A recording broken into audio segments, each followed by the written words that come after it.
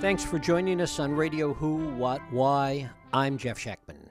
Given the coarseness of our culture today, it's sometimes easy to forget that words matter, that how we define an issue or a problem almost always dictates the terms of debate. Perhaps in no area of our public life is this more critical than in the debate about the state of our economy. Each day we hear and read that more young people are disillusioned with capitalism, that acceptance of socialism is on the rise, that the wealth gap, declining social mobility, and climate change are eroding faith in a capitalist society.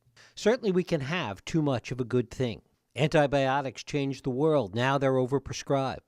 Cars freed us from the horse and buggy and the mess and pollution of manure on the streets. But have we reached peak cars? Our smartphones are a wonder, but have we taken it too far where it's impacted our ability just to communicate with each other? Perhaps it's the same with capitalism.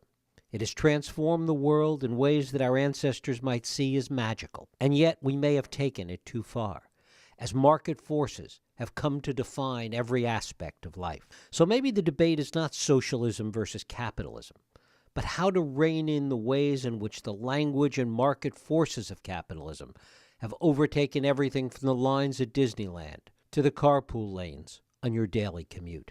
My guest, journalist and Fast Company founder Bill Taylor, has recently taken a look at this reimagined way of thinking, and it was the subject of a recent article that he did for Barron's, and it is my pleasure to welcome Bill Taylor to Radio Who, What, Why. Bill, thanks so much for joining us. Oh, my great pleasure to be with you, Jeff. One of the things that obviously you start out with is this change, the sea change that we see taking place with respect to suddenly people looking at socialism versus capitalism in a whole new way, particularly with respect to young people. Talk a little about that first.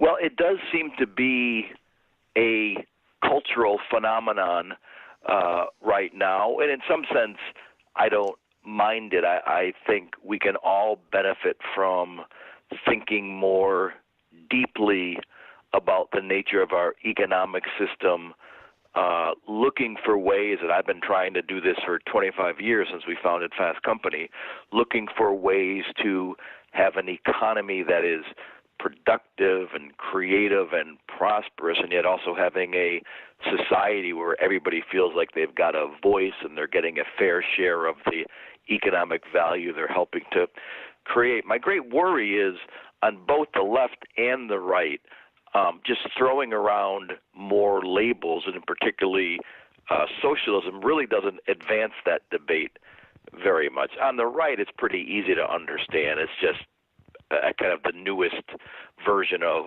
ultra-liberal or something like that. Anytime there's a suggestion to raise a marginal tax rate or extend health care to more people, increasingly it's easy to denounce that as socialism, and that's just name-calling and not all that helpful. But it's sort of something similar on the left in the sense that today, after all we've been through in the 170 years since the Communist Manifesto, socialism, it's just a word. It's just a bumper sticker. It's just a label. I mean, I'm really searching to understand when young people say they've got a more supportive view of socialism than they do of capitalism, what they really mean, particularly since the language of socialism, if you go through American history, I mean, yeah, we had Eugene Debs, and he got a few million votes for president, and we had Norman Thomas, and he was a great peacemaker, and now we've got Bernie Sanders, and I'm happy to pay respect to all those figures. But there is no American tradition of socialism as we think about it practiced in Europe, in the United States. In fact, there's any kind of a history major in college reads a very famous essay written back in 1906 by a sociologist called "Why Is There No Socialism in the United States?" And he did a very good analysis in 1906, all of which applies today. And so part of me thinks we need different, better, more authentic, more richer language as we get at this question of why do things seem so askew right now, if in some sense all the numbers on the economy look good, unemployment is low, wages are for the lowest on the ladder are beginning to rise a little bit, the stock market is up. Why do so many of us feel so dissatisfied for where we are as a country and as a people. And I just don't feel like the socialism label advances that at all. Part of what seems to be happening is it's reflective of extremes in so many other areas, particularly our political dialogue in society, in that we can't just take a look at capitalism and the fact that it may need rebalancing and readjusting without going to the extreme of the other side. I agree. And to me, therefore, the more productive language, and as you say, I'm a writer and I'm an editor. I started Fast Company. So I actually, in the way you kicked off the segment talking about words matter, I actually do believe that. I feel like the labels we use, the distinctions we make, the categories we apply to try to understand the world really do matter. And for me at least, language that makes more sense and language that gets at this notion of extremes that you're talking about was language coined a few years ago by a Harvard philosophy professor named Michael Sandel, where he said, it's one thing to have a market economy, and it is in the American vernacular fundamentally that we want private companies doing creative things and introducing new products, and that's all fabulous. It's one thing to have a market economy. It's quite another thing to be a market society where so much of life that was meant to be reserved as a civic space, elections and democracy, for example, and so being now wildly awash in dark money and massive political contributions, or even some of the most basic parts of just living and working and being together, the idea that something is trivial, I grant you, but sort of symbolic as number of cities and states taking their carpool lanes, where the idea was, well, we've got these public highways, everybody's driving on them. We know it's important for people to carpool. It's better for the environment. It reduces traffic, so we'll have a special lane for those folks. However, now, if you're willing to pay pretty high daily fees, you as an individual driver can use that carpool lane as well. And so suddenly this notion of a public space, the highways, where policy is driven by a public good, reducing congestion and reducing pollution, is now put up to the highest bidder. And I feel like what gives a lot of people, especially young people, these misgivings, there is a sense that we're in a culture and in a society where now everything is for sale. The logic of profit and loss, the golden rule is now those who have the gold rule, that has just seeped its way into so much of our life that has just corroded any sense of shared fate, common space, civic engagement. And that's what really has got me worried, and I think why that language of let's have a market economy, but let's not become a market society is kind of helpful. You give as an example two things that I think are worth noting. One is that it's even filtered down to jails and prisons, but also in something like sports, where skyboxes have sort of taken over really what's driving attendance at some events.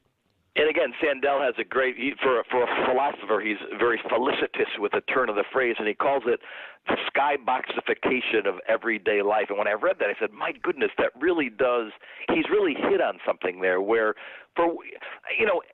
each one of these kind of on its own may make logical, kind of rational sense, with the highways and the community. Cities are strapped for money, and so if we can get a little bit more money out of the highways, but when you add it all together, you begin to create this sense, and to be honest, kind of create this reality where there is a small percentage of society that is, in every aspect of life, a life of comfort, air-conditioned splendor, looking down upon the rest of us as we engage in the daily struggles and headaches and difficulties of just getting things done in a world where the public space seems to be less and less. And so, okay, fine, you have skyboxes at a football stadium, but when you start having, to use the metaphor, skyboxes in a jail, that's kind of ridiculous. And so Sandel talks about any number of cities and municipalities where you can go in, if not for murderers, but if you're in jail for various nonviolent offenses for $80 or $100 a night. You can get a better jail cell away from the noise and the clatter and so on. And I mean, at some point, it gets to the point of absurdity, and I fear that both with some of these individual ideas and certainly adding them all up together, we've reached that point. And again, it just feels corrosive to a sense of public spirit and shared fate. How much of this grows out of this sense of privatization that really grew like Topsy in the 80s as a result of a corresponding hatred of government that so many people had? So I think that's a big part of it.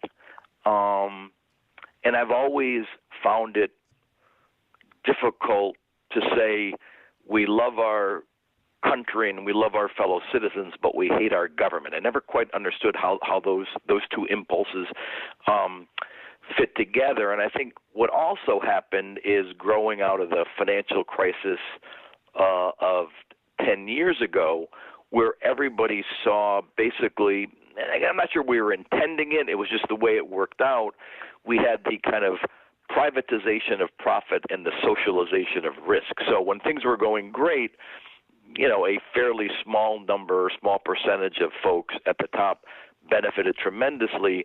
When things then turned south, a huge percentage of us were responsible for both bailing out the system and in some sense bailing out these individuals as well. I think, sadly, the impact of that as well has been to kind of have a lot of folks questioning whether or not we really are all in this together kind of deal. And so now that we've bounced back from all that, you see on the one hand all of these elements of society where what should feel like public goods are suddenly being put up to the highest bidder, and those who can pay have a much easier time of it at the airport or on the highways or in the jails or wherever, and the rest of us feel like, gee, we're kind of left holding the bag. And so that makes people, and again, I think especially young people, willing to consider the language of socialism in the ways they weren't before. And again, I have no problem. I mean,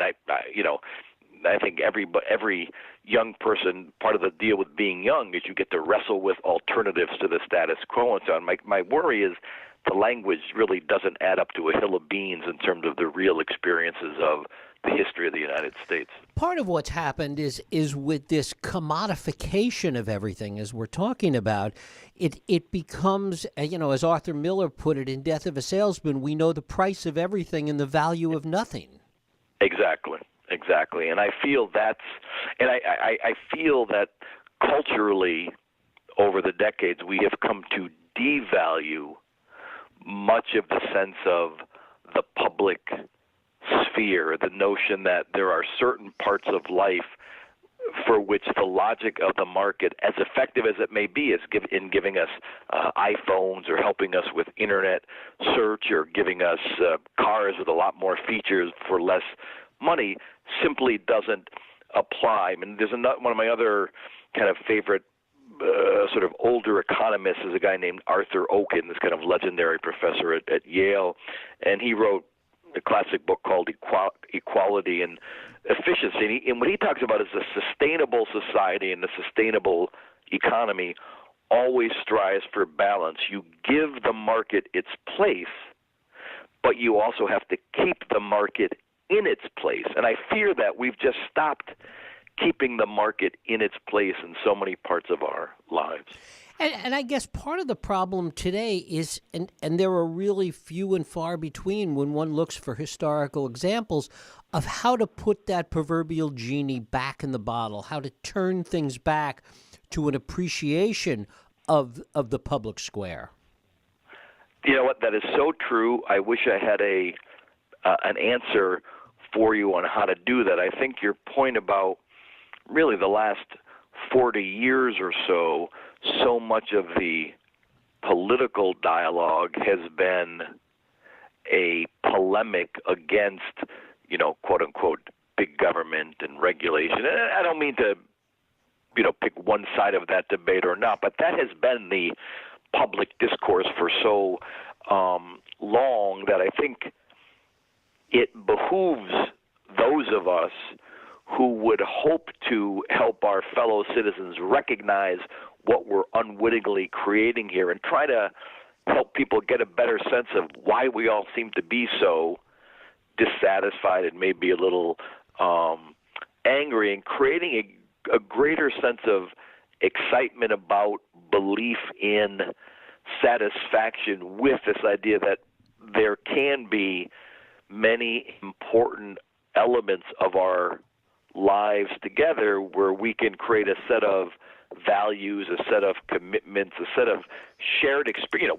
We're all having the same experience that is actually worth something and worth striving to rebuild. But I think you're right. It's partly it's about policies, but I think it's just as much about renewing a sense of common, it's kind of renewing the sense of e pluribus unum as opposed to fast pass members this way. And I think that's unfortunately where much of where we have drifted in the last 10 or 20 years. And I suppose it does have to be societal and attitudinal, because otherwise those that have gained advantage in this system are loath to want to give up that advantage. People that gain something don't usually want to give it back. Oh, 1,000% I would agree with that. And you're right. I mean, part of this, I think we're asking for two things.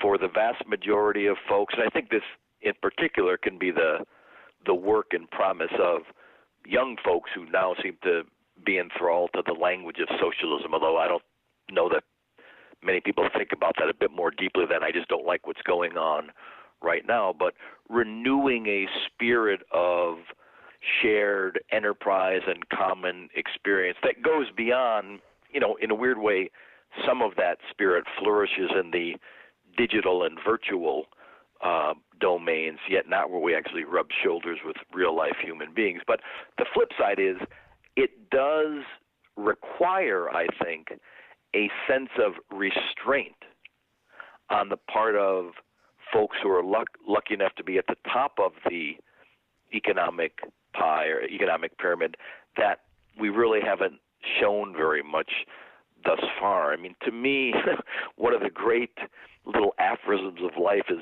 just because you can doesn't mean you should. And I feel like those of us who are the most fortunate in society, and I guess I would consider myself among those, really have lost that kind of internal compass or internal regulator saying just because I can buy my way out of a long line at the airport or buy my way into a faster line on the highway, it's just not the right way for society to operate. I think that sense of restraint and moderation of our impulses and our desire to make our lives as easy as possible has kind of drifted away from the most powerful people in the society and in the economy. And so I think recapturing, on the one hand, some sense of restraint among the fortunate, and then on the other hand, conjuring up more excitement about the capacity for all of us to do things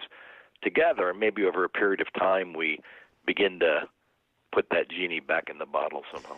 And I suppose one of the other mitigating forces, or that may drive people to think about what you're talking about, is the consequences of not doing that. That if, in fact, the attacks on capitalism continue the way they're going, not to suggest that revolution is around the corner, but the other side of that is that the pendulum can continue to swing too far in the other direction, and that will cause a price that's even worse than thinking about the common good.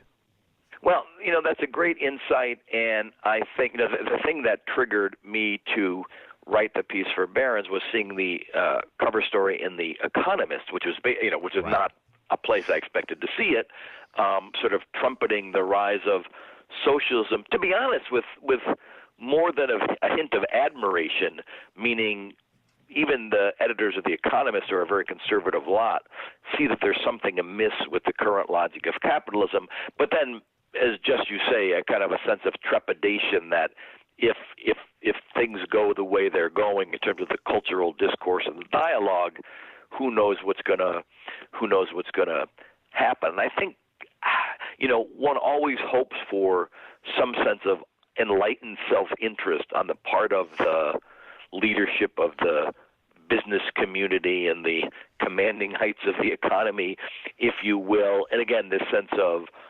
restraint and sort of more internal regulation and rediscovering the moral compass. But I feel like it really, I wrote the piece targeted at the business leaders and the business community, trying to make the case that there really is something to these grievances. There's something big and important here. I don't think the language of socialism is the right language for it.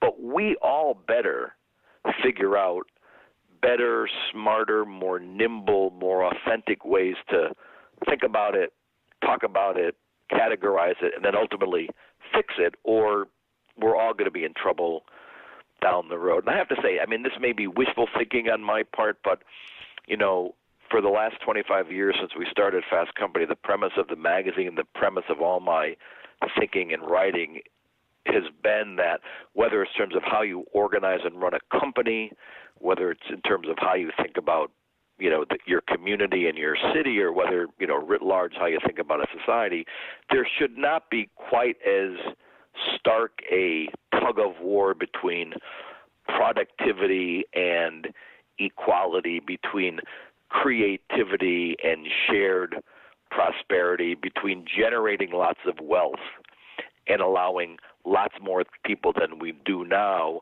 to participate in the benefits of that wealth, that there is a more human, more progressive, more values-driven way to create a productive and exciting and prosperous society. And I think, we're getting pretty close to the point where everybody's got to kind of look in the mirror and say, okay, we got to decide if we can just continue on the way we are, or is this kind of silly debate about socialism really an indicator of a much bigger, richer, and really very powerful conversation we have to have? Bill Taylor, his article in Barron's is Forget Socialism versus Capitalism. Here's the real debate we should be having. Bill, I thank you so much for spending time with us here on Radio Who, What, Why. Thank you so much. Loads of fun. Thank you. And thank you for listening and for joining us here on Radio Who, What, Why. I hope you join us next week for another Radio Who, What, Why podcast. I'm Jeff Schechtman. If you like this podcast, please feel free to share and help others find it by rating and reviewing it on iTunes. You can also support this podcast and all the work we do by going to whowhatwhy.org/donate.